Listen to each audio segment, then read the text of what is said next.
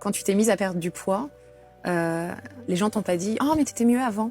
Ah, ça, pas tout de suite. D'accord. Quand je commence à perdre du poids, on me dit oh, c'est super, qu'est-ce que t'as fait, qu'est-ce que t'as mis en place. Je dis voilà, il y a ci, il y a ça, je me sens de mieux en mieux.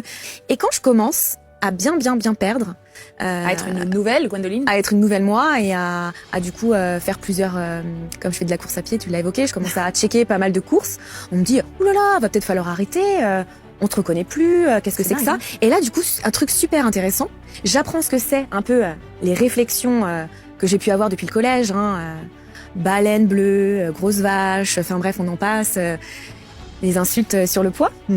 Et ben, je passe de même une sage-femme me le dit à l'époque, non, t'es anorexique, des mots forts, des mots forts. Je me rappelle, je vais voir ma sage-femme, consultation de routine, et elle me dit, oh là, la poitrine, la perte de poids, ça.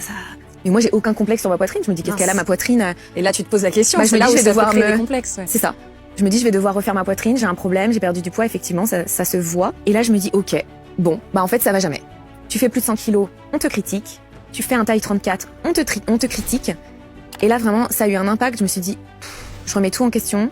Je me dis, en fait, ça ne va jamais être bien. Et là, je comprends qu'il faut que ça soit bien pour moi. Ah, c'est ce que j'allais te dire. Ce qui compte, c'est que ça soit bien pour toi. Et ça, tu l'as compris.